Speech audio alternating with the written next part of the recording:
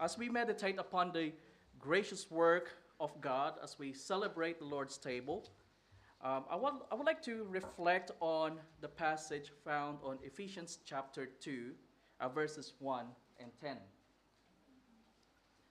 We'll be reading the whole passage, but we'll be focusing later on verses 1 and verses 5. Verse 1 and verse 5.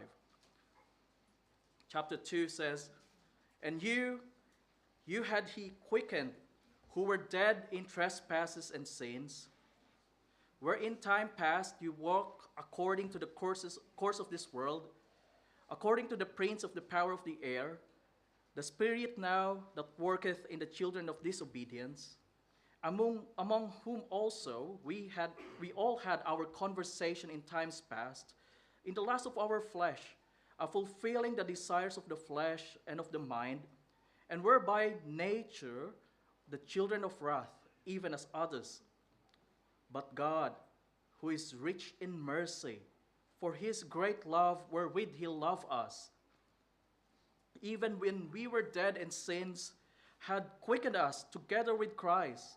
By grace you are saved, and had raised us together, and made us sit together in heavenly places in Christ Jesus, that in the ages to come he might show the exceeding riches of his grace in his kindness toward us through Christ Jesus. For by grace are you saved through faith, and that not of yourselves, it is the gift of God, not of works, lest any man should boast. For we are his workmanship, created in Christ Jesus, unto good works, which God had before ordained that we should walk in them." Title of my communion preaching or communion reflection this morning is this: Dead in Sins. Dead in Sins. Let me read again verses 1 and verses 5. Verse 1 and verse 5. "And you had he quickened," or he has made alive, was regenerated, given life. You had he quickened, who were dead in trespasses and sins. It was reiterated again in verse 5. "Even when we were dead in sins, had quickened us together with Christ." Dear congregation, according to biblical statistics, there is a 100% chance that you were once dead. You were once dead. You may say, "I'm alive. I'm well. Look at me. I'm living. I'm breathing." These passages remind us that we are not talking about physical death, but spiritual dead. Look at verse 1. "You were dead, who were dead in trespasses and sins." As we reflect upon the Lord's table, his blood that flowed and the body that was beaten on the cross, we must remember our state before knowing him, before our conversion. We were once dead in our trespasses and sins. I would like us to meditate on two things. Two things here. Number one, the grave news of our death. The grave news of our death. And then secondly, the great news of eternal life. The great news of eternal life. Let's go to the first passage here. The grave news of our death. This is the bad news to us. We were dead in sins. We were dead in sins.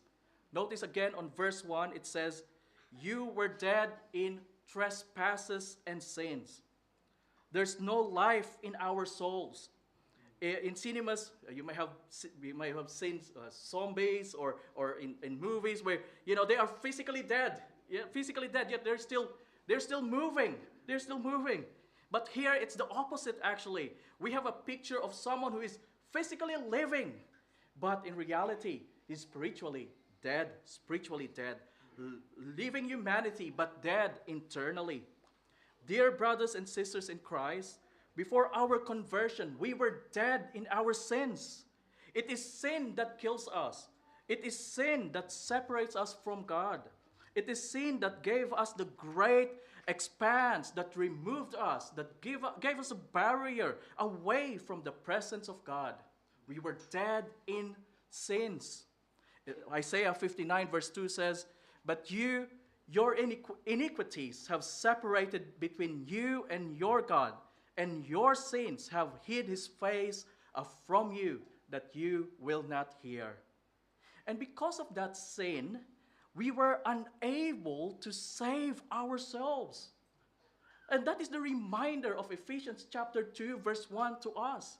We were dead in our trespasses and sins. And forgive me of my thoughts. Sometimes I would envision this or imagine this as, like a skeleton, climbing up to heaven.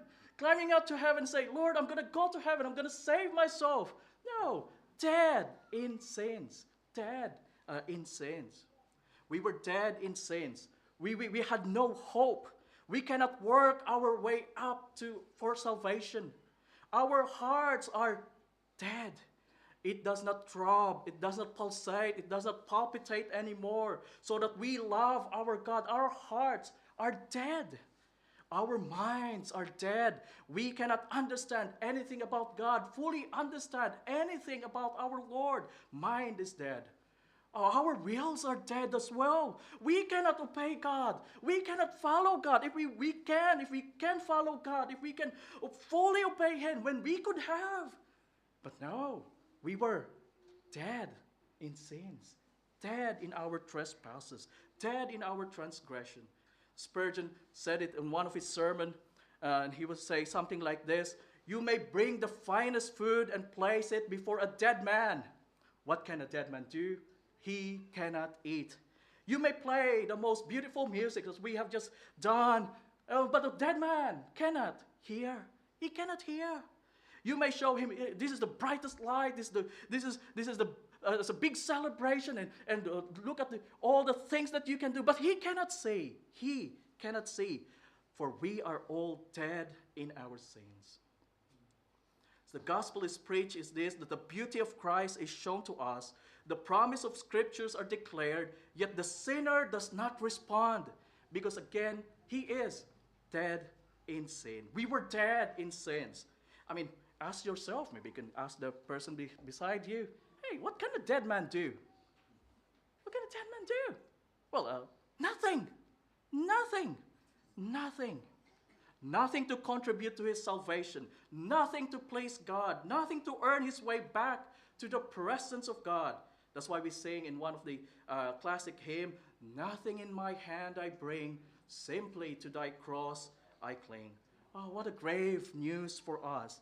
A despairing news for us. Dear brothers and sisters, as you hold the bread and you hold the cup, let us remember that once we were dead in sins. Dead in sins. That's a grave news for us. Grave news for us. Look at this. Secondly, though, the great news of eternal life. Look at verse 5.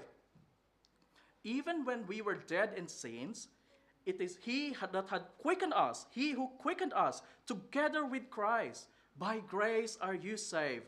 It is God who quickened us. It's an old English word. It is God who brings life to us. It is God who breathes into us and gives us life. Our predicament before was that we were dead in sins, unable to do anything to save ourselves. That's why divine intervention has to take place. And what a great divine intervention happened. Here we can see it is God who saved us. It is God who sent forth His Son. You hold the cup, you hold the bread. All of it symbolizes God's intervention to humanity. Verse 5, "Even when we were dead in sins, He had quickened us together with Christ." Look at this. It's not He and Christ. It's not you and Christ. No, it is the Lord alone who has quickened us, who has regenerated us, who opened up our hearts so that we will believe.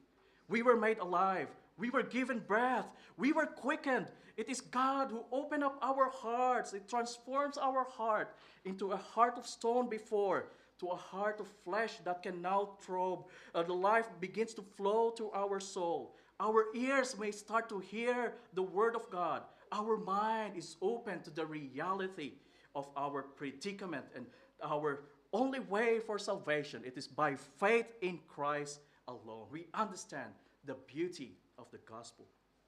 The point here is this: it is Him, it is He who made us alive, not you, not any of your contribution, not any of your cooperation, not one thing. Remember, you were what? Dead in sins. We cannot save our souls. Praise God, it is He who made us alive in Christ. What a great news for us, dear brothers and sisters. We are alive, living, breathing, not only physically, but more so spiritually. It is God who did it all of Him. It is Him who rescued us. It is Him who has animated us, given us life, all for His glory. And that is what we celebrate here. We remember two things: the grave news of our death. We're dead. We can't do anything. What can a dead man do? Praise God. Someone intervened. Divine intervention. Given us life. And here we are. Alive, eternally alive through Christ our Lord. Let us pray. Lord, as we reflect on the Lord's table today, oh God, we thank you for the reminder of your body that was crushed on the cross and the blood that flowed. We thank you, Lord, for your divine intervention. Amen.